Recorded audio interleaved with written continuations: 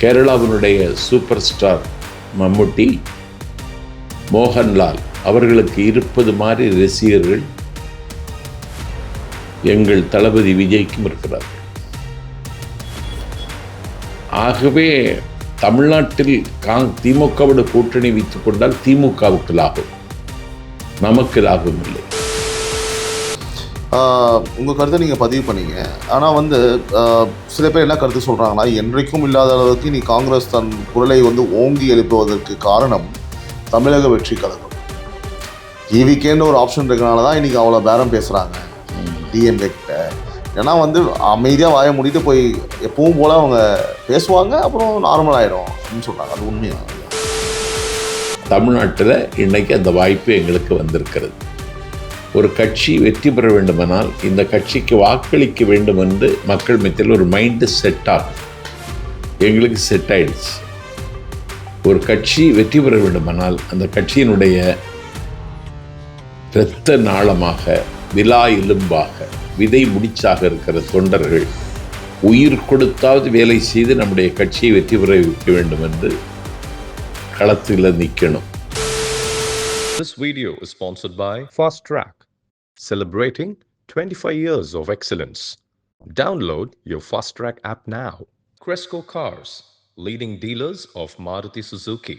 RR Collections, elegance in every thread.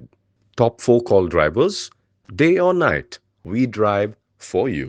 வணக்கம் and welcome times of republic times talk with Sibi Naveen, editor and publisher times of republic. என் உறவுகளை மற்றொரு நிகழ்வில் சந்திப்பதில் மிக்க மகிழ்ச்சி. நிறைய பேர் சப்ஸ்கிரைப் பண்ணாமல் பார்க்குறீங்க, உறவே மறக்காமல் சப்ஸ்கிரைப் பண்ணுங்கள். இன்னும் 80% பேர் சப்ஸ்கிரைப் பண்ண பார்க்குறீங்க. 1 லட்சம் உறவுகளே நம்ம நெருங்க போகிறோம். ஸோ அதனால் பார்க்குறவங்க மறக்காமல் சப்ஸ்கிரைப் பண்ணிட்டு பெல் ஐக்கானும் ப்ரெஸ் பண்ணுறாங்க. அப்புறம் போடுற வீடியோஸ்லாம் உங்களுக்கு நோட்டிஃபிகேஷன் வரும், நீங்கள் வீடியோஸை மிஸ் பண்ணாமல் பார்க்க முடியும். இன்று நம்மோடு இணைந்திருக்கும் முக்கிய விருந்தினர் மதிப்புக்குரிய ஐயா தாவேகாவின் கேம்பெயின் செக்ரட்டரி நாஞ்சில் சம்பத் அவர்கள். வணக்கம் ஐயா. வணக்கம். ஏன்னா தேமுதிக ஒரு கட்சியை அடமானம் வைத்து விட்டார்கள், விஜயகாந்தோட ஆத்மா சாந்தி அடையாதுன்னு சொல்லிட்டு பல்வேறு கருத்துக்களை பல்வேறு கட்சிகள் தொடர்ந்து முன்வைத்து கொண்டே இருக்கிறார்கள். தங்களுடைய கருத்து என்ன தங்கள் பார்வையில்? இந்த அறிவிப்பு வந்த அடுத்த நிமிடத்தில் விஜயகாந்த் தன்னுடைய கல்லறையில் புரண்டு படுத்திருப்பார். ஏன்னா திமுக எதிர்ப்பை கூர்மைப்படுத்தவும் தீவிரப்படுத்தவும் தொடங்கப்பட்ட இயக்கம் தேமுதிக. சாலை போக்குவரத்து துறை மத்திய அமைச்சராக TR பாலு இருந்த காலகட்டத்தில் அவர் 1000 கனவுகளோடு கட்டிய கோயம்பேடு திருமண மண்டபம் இடிக்கப்பட்டது. ஒரு சாலை விரிவாக்கம் என்கிற நிலையில் எடுக்கப்பட்ட இந்த நடவடிக்கை விஜயகாந்தை விட அந்த கட்சியை ஊனப்படுத்த வேண்டும் என்பதற்காக இந்த நடவடிக்கை வக்கரமும் மண்ணும் நிறைந்த திமுகவால் எடுக்கப்பட்டது. அந்த திமுக எதிர்ப்பில் கொஞ்சம் கூட சமரசம் செய்து கொள்ளாமல், அதற்கு பிறகு திமுக எதிர்ப்பில் முன்னின்ற அதிமுக பொதுச் செயலாளர் ஜெயலலிதா அம்மாவோடு அவர் கூட்டணி வைத்துக் கொண்டார். இன்றைக்கு அந்த திமுகவோடு அவருடைய மனைவி பிரேமலதா விஜயகாந்த், இல்லாவிட்டால் தேமுதிக பொதுச் செயலாளர் இந்த முடிவை எடுத்திருப்பதன் மூலம் ஒரு மிகப்பெரிய தவறை, இமாலய தவறை இழைத்திருக்கிறார். திமுக எதிர்ப்பில் முகிழ்த்து வளர்ந்த அந்த இயக்கத்தை இன்றைக்கு திமுகவிடத்திலேயே அடகு வைத்திருப்பது அந்த தொண்டர்கள் ஏற்க மாட்டார்கள் என்பது மட்டும் உண்மை. திமுகவினுடைய நிலைமை ரொம்ப மோசமாகிவிட்டது என்பதற்கும் இது ஒரு அடையாளம். ஆகவே திமுக எப்படியாவது இந்த தேர்தலை எதிர்கொள்வதற்கு பல கட்சிகள் நமக்கு தேவைப்படும் என்று கருதி 5000 ரூபாய் அள்ளி கொடுத்ததற்கு பிறகும் திமுகவுக்கு வாக்களிக்க நாட்டு மக்கள் தயாராகவில்லை. அதனால் தேமுதிக தேய்ந்து முடங்கி தீ திரிந்து கல்லறைக்கு போகிறது.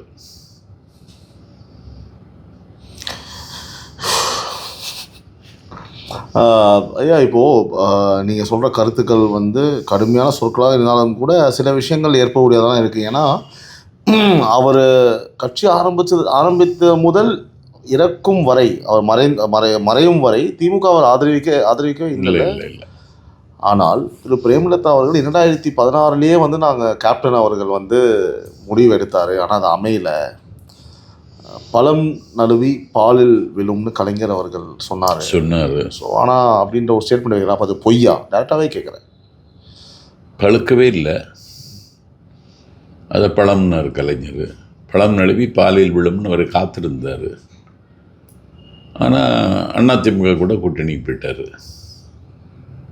இன்றைக்கி அதை பிரேமலதா நினைவூட்டுவதற்கு காரணம், தான் எடுத்த முடிவை நியாயப்படுத்துவதற்கு அவருக்கு வேறு வழி தெரியவில்லை. அதை அவர் சொல்லி தப்பிக்க பார்க்கிறார். இது இங்கிலீஷில் சொன்னால் எஸ்கேபிசம்பாங்க. பிரேமலதா தப்பிக்க பார்க்கிறார்.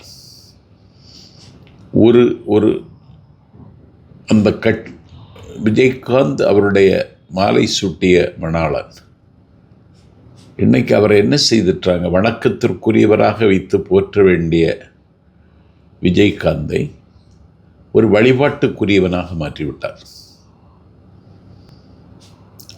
அந்த கோவில் மாதிரி ஆக்கிட்டாங்க. இது ஒரு பெரிய அவலம்.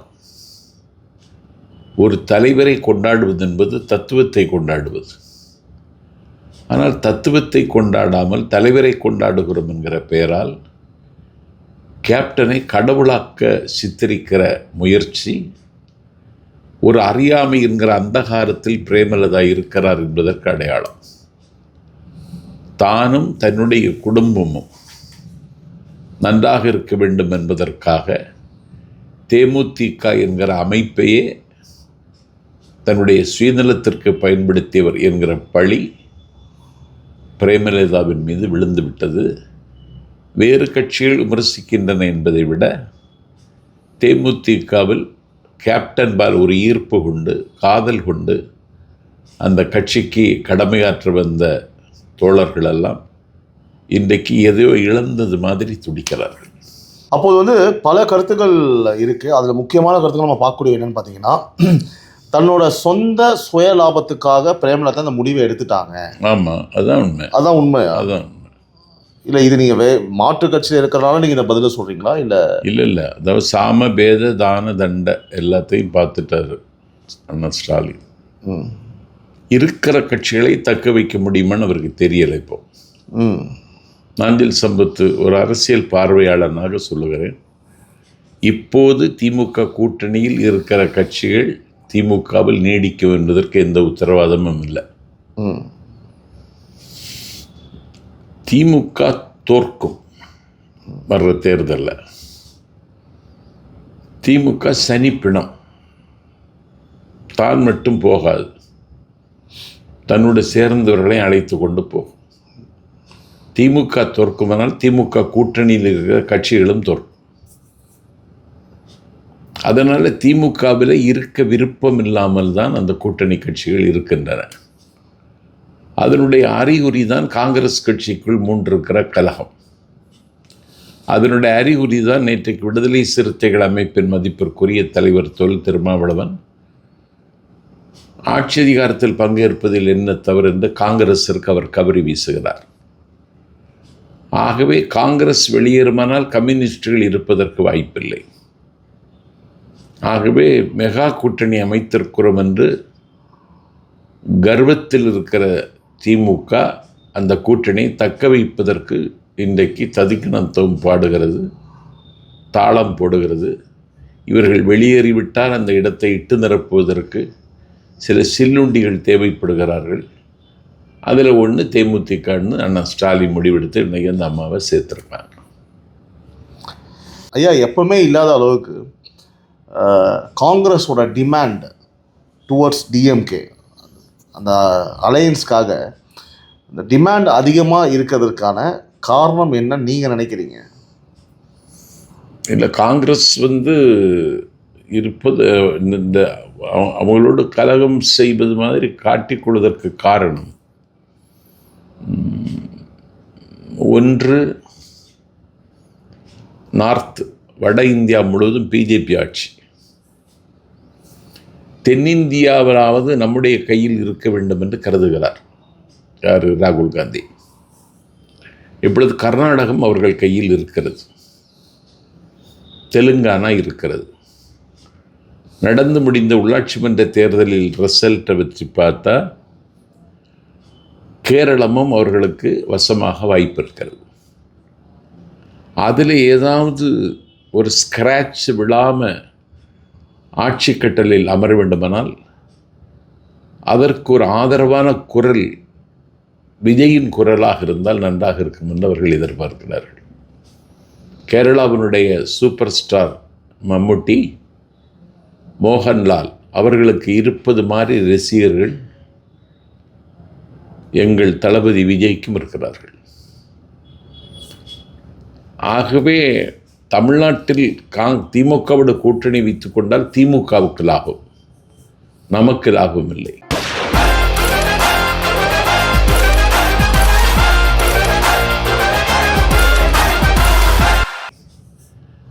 சொந்த செலவில் சூனியம் வைப்பதுங்கிற இன்னொரு பழம் ஒன்று சொல்லுவாங்க.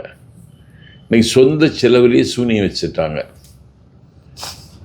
பாண்டிச்சேரி தேர்தல் பொறுப்பாளர்னு நான் பெரிதும் மதிக்கிற, நான் என்றைக்கும் நன்றி கடன் பட்டிருக்கிற அண்ணன் ஜெகத் ரட்சகரை பாண்டிச்சேரிக்கு போட்டாங்க. அவர் அங்கே ஒரு செயல்வீரர்கள் கூட்டத்தை நடத்துகிறார்.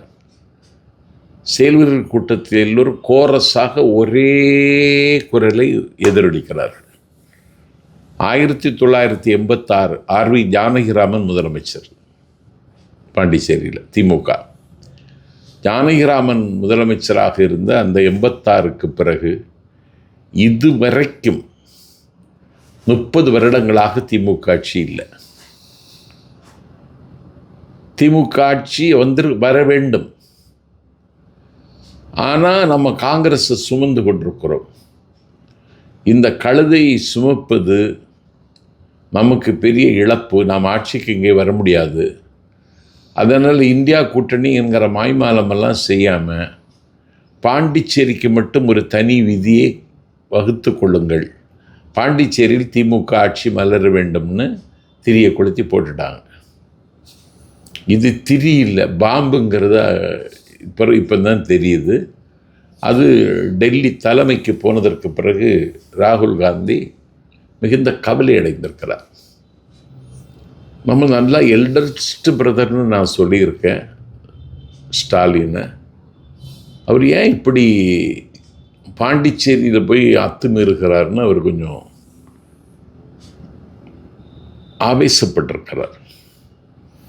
ஆகவே பாண்டிச்சேரியில் ஆட்சிக்கு வரணும்னு இவங்க முடிவெடுத்த அன்றைக்கு காங்கிரஸ் கட்சி வெளியேற வேண்டும் என்று முடிவெடுத்து விட்டது. ஆமாம், இந்த அறிவிக்கிற அந்த பொன்னான வேளைக்கு நாடு காத்திருக்கிறது.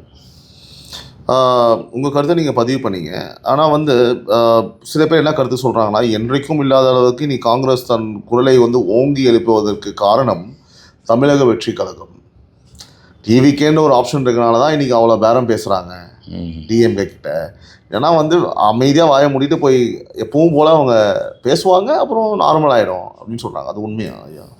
அதாவது தாவேக்கா என்று சொல்லுவதற்கே அவர்களுக்கு நாக்கு சுளுக்கியது. அட்டக்கத்தின்னு பேசினார் துணை முதலமைச்சர் உதயநிதி. அட்டகத்தி சரிஞ்சு விழுந்துருன்னார். இப்போ கோஷ்டிங்கிறார். அது ஒரு புதிய கோஷ்டி ஒன்று வருது அப்படிங்கிறார். அப்போ எவ்வளவு பாதித்திருக்கிறார்கள் என்பது எனக்கு புரிகிறது. ஒரு தாவேக்காவை தவிர்த்து விட்டு தமிழ்நாட்டு அரசியலை இனி எண்ணி பார்க்க முடியாது. நிலத்தை நிராகரித்து விட்டு நதி நடக்க முடியாது. நீலவானத்தை அலட்சியப்படுத்தி விட்டு நிலவு சிரிக்க முடியாது. காற்றை கைது செய்துவிட்டு 1/4 மணி நேரம் கூட உயிர் வாழ முடியாது. தண்ணீரை மறுதளித்து விட்டு தாகத்திற்கு விடை காண முடியாது. மின்சாரத்தை புறந்தள்ளிவிட்டு புத்துலகு சமைக்க முடியாது. தாவேக்காவை அலட்சியப்படுத்திவிட்டு தமிழ்நாட்டில் யாரும் அரசியல் செய்ய முடியாது என்கிற அளவிற்கு எங்கள் கட்சி பாலில் படிந்திருக்கிற நெய் போல, விறகில் இருக்கிற தீயை போல எல்லா இடத்திலும் வியாபித்திருக்கிறது. அது இன்றைக்கு காங்கிரஸையும் இப்படி பேச வைத்திருக்கிறது. தொல் திருமாவளவனை யோசிக்க வைத்திருக்கிறது. பார்க்கலாம் என்று கம்யூனிஸ்டுகளும் இடதுசாரிகளும், ஏன்னா தீவிர போராட்டத்தை அரசுக்கு எதிராக நடத்துவது இன்றைக்கி அவங்க தான் பார்த்து கொண்டிருக்கிறார்கள். ஐயா, விருப்ப மனுக்கள் வாங்கிட்டு போனவங்க திரும்ப கொடுக்கவேலன்னு சொல்லிட்டு ஒரு பத்திரிகையில் ஆர்டிக்கல் பார்த்தேன் ஐயா. நான் வாங்கிட்டு போனாங்க, ஆனால் திரும்ப கொடுக்கவேலன்னு சொல்லிட்டு திரு விஜய் அவர்கள் வருத்தப்படுவது போல் ஒரு போஸ்ட் ரெடி பண்ணி போட்டிருந்தாங்க. அதெல்லாம் தப்பு. விருப்ப மனு திருப்பி கொடுக்க 10,000 ரூபா கொடுக்கணும். படிவம் 100 ரூபாய் வாங்கிடுவாங்க. படிவத்தை ஃபில்லப் பண்ணணும். உங்கள் மீது ஏதாவது கிரிமினல் கேஸ் இருக்கா அப்படின்னா அதுக்கு எஃப்ஐஆர் நம்பர். உங்களுக்கு வங்கி கணக்கு இருக்கா, அந்த வங்கி கணக்கு விவரம். நீங்கள் வருமான வரி கட்டுகிறவரா, இப்படி சில நீங்கள் பட்டதாரியா, இந்த விவரமெல்லாம் கேட்டிருக்காங்க. அதெல்லாம் ஃபில்லப் பண்ணி கொண்டு கொடுக்கணும். இன்னும் வாங்கிக்கிட்டு இருக்காங்க. ஒரு பக்கம் வாங்குறவர்கள் வரிசையாக நிற்கிறார்கள், ஒரு பக்கம் கொடுக்கிறவர்கள் வரிசையாக நிற்கிறார்கள். ரைட். அப்போ அந்த மாதிரி செய்திலாம் அதெல்லாம் கிடையாது. இன்னும் சொல்லப்போனால் ஒரு மைதானத்தில்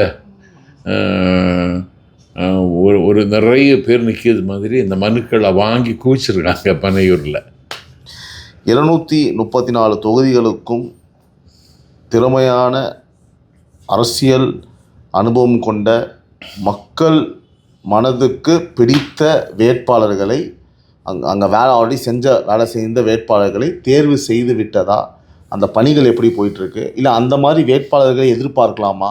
நான் ஏன் இந்த கேள்வியை முன்வைக்கிறேன்னா, மீண்டும் உங்கள் கட்சியில் யாரை நிப்பாட்டுறோமோ அவங்க நீங்கள் வேலை பார்க்கணும், ஏதோ பிரச்சனை வந்துடக்கூடாது. மதிப்பிற்குரிய விஜய் அவர்கள் பல வாட்டி குறிப்பிட்டார், அதை வச்சு அவர் குறிப்பிட்டார், எல்லாருமே குறிப்பிட்டிருக்காங்க இல்லையா? அது ரொம்ப அழுத்தமாக சொல்லும் போது அதுக்கு ஒரு காரணம் இருக்கும் என்பதே அரசியல். இல்லை, தாவேக்காவில் இணைய வேண்டும், தாவேக்காவில் இணைந்து பணியாற்ற வேண்டும் என்கிற ஆர்வம் எல்லா தரப்பு மக்கள்கிட்ட இருக்குது. இன்னைக்கு காலையில் 5 உயர்நீதிமன்றத்தினுடைய ஓய்வு பெற்ற நீதிபதிகள் கழகத் தலைவரை சந்தித்து தாவேக்காவில் தங்களை இணைத்து கொண்டார்கள். எதிலையாவது செய்தி வந்திருக்கா? வரல.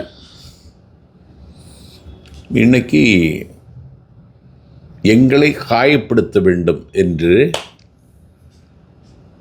ஊடகங்களுக்கு, ஊடகத்தினுடைய நெறியாளர்களுக்கு, அச்சு ஊடகங்களுக்கு, சமூக வலைத்தளம், உங்களுக்கு அந்த ரூபா வந்தான்னு தெரியல, சமூக வலைத்தளங்களையும் விலை பேசுகிறாங்க. எனக்கு ஏன் ரூபா வரப்போகுது, நான் போகிற போக்கில் எல்லாம் போட்டு போகிறீங்க. அப்படி ஒரு அநாகரிகமான அரசியலை திமுக செய்கிறது. தாவேக்காவை இருட்டடிப்பு செய்ய வேண்டும். அப்படி ஒரு அமைப்புக்கு இந்த நாட்டில் மரியாதை இல்லை. 75 வயசு கட்சி 2 வயசான கட்சியை விட 2 வயசு கட்சி 75 வயசான கட்சியை மோத முடியுமா அப்படின்னு இப்போ பேசுகிறாங்க. நான் நேற்றை குண்டத்தூரில் எனக்கு பொதுக்கூட்டம், கோவில் வாசலில் கூட்டம். நான் சொன்ன 3 வயதில் ஞானசம்பந்தர் தேவாரம் பாடினார். எத்தனை வயசில்? 3 வயசில் தேவாரம் பாடினார். காவிரிக்கு குறுக்கே கல்லணை கட்டிய கரிகால் பெருவளத்தான் சின்ன வயதில் நீதிபதியாக இருந்தார். ஆரிய படை கடந்த நெடுஞ்செழியன் இளம் வயதில்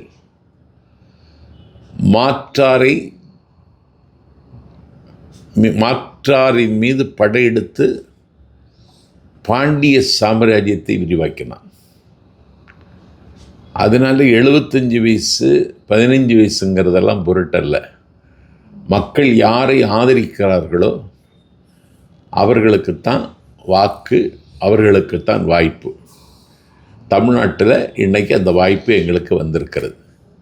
ஒரு கட்சி வெற்றி பெற வேண்டுமானால் இந்த கட்சிக்கு வாக்களிக்க வேண்டும் என்று மக்கள் மத்தியில் ஒரு மைண்டு செட் ஆகணும். எங்களுக்கு செட் ஆயிடுச்சு. ஒரு கட்சி வெற்றி பெற வேண்டுமானால் அந்த கட்சியினுடைய இரத்த நாளமாக, விலா எலும்பாக, விதை முடிச்சாக இருக்கிற தொண்டர்கள் உயிர் கொடுத்தாவது வேலை செய்து நம்முடைய கட்சியை வெற்றி பெற வைக்க வேண்டும் என்று களத்தில் நிற்கணும். அந்த வாய்ப்பும் தமிழ்நாட்டில் தாவேகாவுக்கு மட்டும்தான் வாய்த்திருக்கிறது, வேறு யாருக்கும் வாய்க்கல. பல்வேறு விஷயங்களோட பகிர்ந்தமைக்கு நன்றி சார். நன்றி, வணக்கம். This video is sponsored by Fast Track, celebrating 25 years of excellence. Download your Fast Track app now. Cresco Cars, leading dealers of Maruti Suzuki. RR Collections, elegance in every thread. Top 4 call drivers, day or night, we drive for you.